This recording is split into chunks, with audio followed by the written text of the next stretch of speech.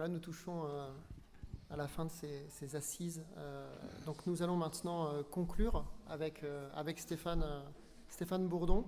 Et puis Hervé Heinry va, lui, conclure, je dirais, pour de bon ces assises avec sa synthèse, puisqu'il a rédigé cette synthèse par rapport à ce que l'on s'est dit aujourd'hui. Hein, comme il me disait ce matin, alors qu'on répétait, il m'a dit mais j'ai pas préparé de texte.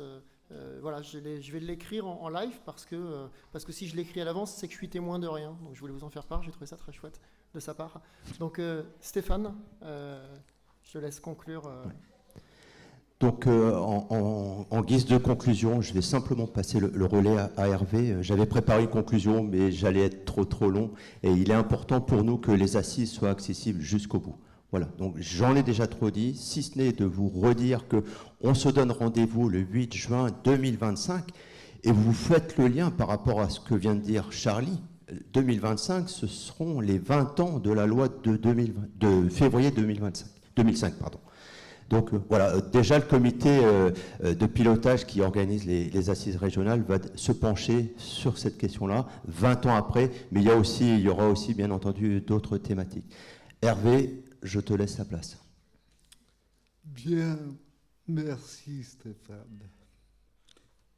Je me suis noté 4 points à vous partager sur cette journée. Alors, j'ai 10-12 minutes. Il me semble que quand nous parlons accessibilité, nous parlons déjà politique. Politique et politique publique. Et j'écoutais ce qui a été dit sur le bâti, sur la chaîne d'accessibilité, sur les transports, avec en tête ce qui pour moi est un vice inhérent à la loi de 2005, c'est la manière dont les parlementaires d'une petite commune se sont réunis pour écrire un amendement qui exonérait une petite ville de la mise en accessibilité de ses 203 km de métro. Je n'aimerais pas la ville, quand même. Mais je pense que ça a mis un vice dans la loi. C'est-à-dire, l'accessibilité était obligatoire pour Lille, pour Lyon, pour Marseille, pour Toulouse, qui était pour Rennes. Mais Rennes, c'était déjà fait. Mais cette petite ville qui avait le plus grand réseau, elle pouvait s'en exonérer et tous les élus, je dis bien de tous bords, considéraient, et je vais mettre une petite notion de socio, promis, ce serait une des seules, considérait que la dépense n'était pas morale et qu'il fallait en exonérer ce territoire. Parce que c'est un choix moral, l'affectation des dépenses publiques. C'est un choix que nous pouvons penser en termes de bien, de mal, de bon, de mauvais, d'opportunité. Et donc il n'était pas moral pour ce groupe de parlementaires de prélever sur le budget commun pour mettre en accessibilité le métro de cette petite ville, dont je tairai le nom, bien entendu.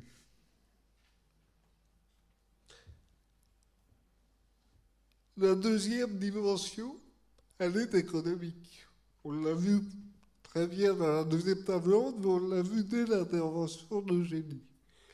Sur le rapport aux aides, le rapport au droit, le rapport à l'effectivité du droit, la capacité à mobiliser ces droits, d'une part, et aussi la capacité de s'en saisir pour devenir un acteur économique solvable. Donc l'aide sociale d'abord, puis solvable par le travail ensuite. C'est-à-dire ayant une activité économique qui autonomise les moyens de subsistance. On a vu l'accès à l'emploi,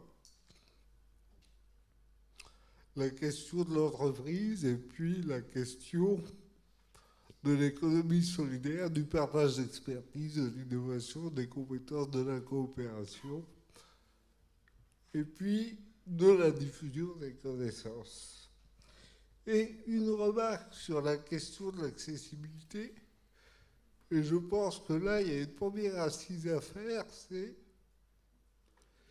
c'est facile de passer l'accessibilité avec le fauteuil roulant. Ma chère directrice de thèse disait il y a une dizaine d'années dans un autre amphithéâtre, c'est pas compliqué. Fauteuil roulant devant l'escalier, j'enlève l'escalier, je mets un plan d'incliné, je permets d'accéder. Pour le fauteuil roulant, le concept d'accessibilité, ça marche. Pour le handicap mental, on adapte, pour que ce soit plus facile à comprendre, ça marche à peu près. Pour la surdité, on signe, on transcrit. Bon, on voit que ça peut fonctionner à peu près, mais il ne faut pas que la personne devienne aveugle, parce que là, le modèle commence à moitiller, si je puis dire. Et elle a terminé en demandant à la salle, sachant qu'on s'est collé la question 10 ans en équipe de recherche derrière, c'est quoi l'escalier du handicapé psychique? Et elle venait d'effondrer le modèle qui avait été à l'œuvre pour construire la loi de 2005.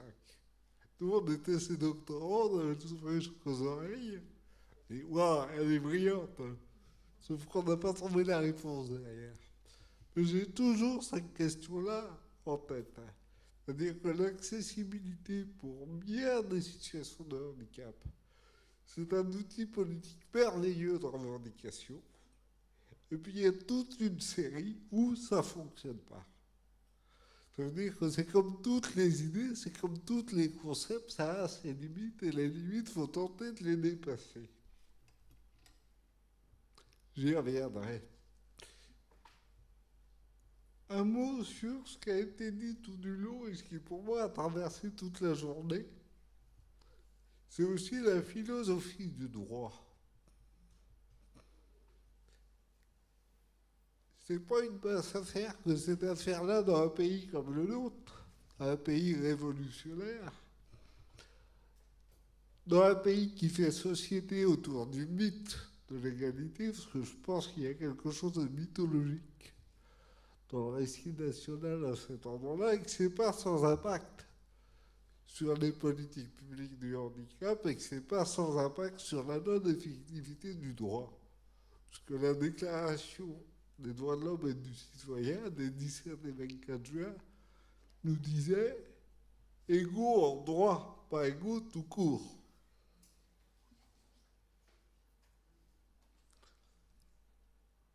Et que cette question-là, nous avons du mal à nous la coller, c'est-à-dire que nous avons une confusion entre le droit dit et la réalité est.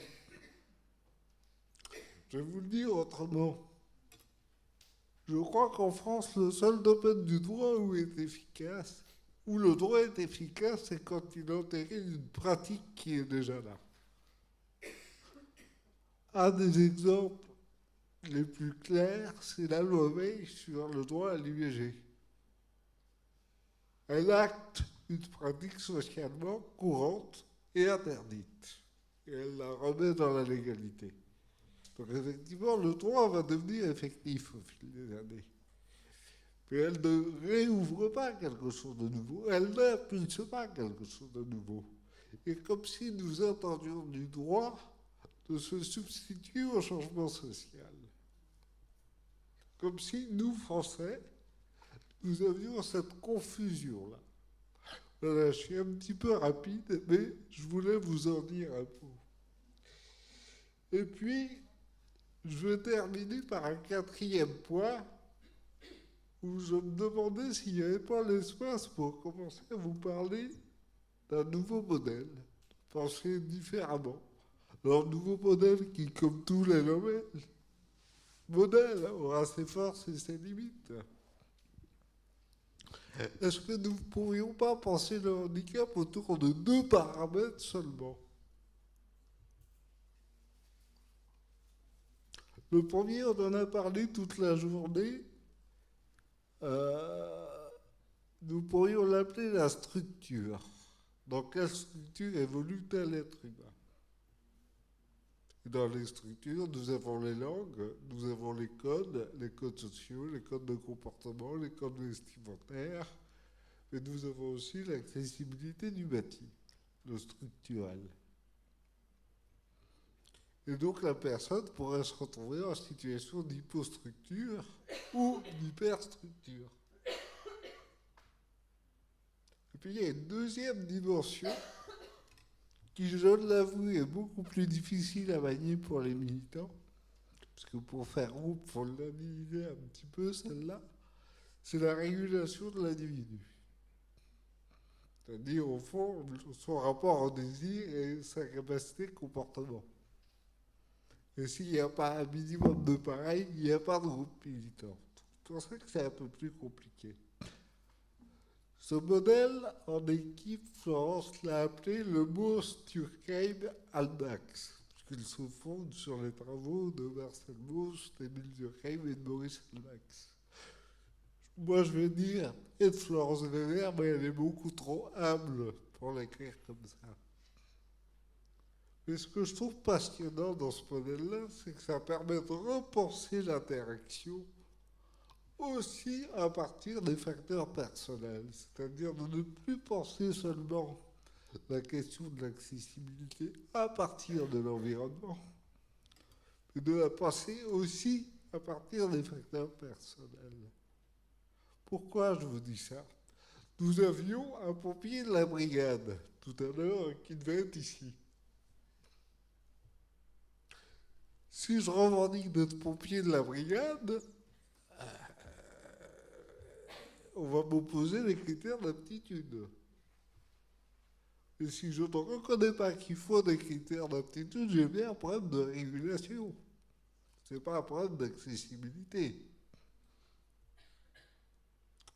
Et vous voyez comment, à travers cet exemple-là, je vous montre que cette part-là, qui n'est pas mise en dialogue dans les politiques publiques, nous donne une autre.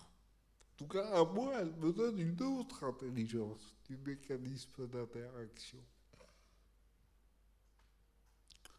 Voilà, pour quelques pistes, j'ai été un petit peu rapide. Je vais quand même terminer en disant merci de m'avoir invité, parce que j'ai passé une après-midi passionnante. J'ai entendu plein de choses.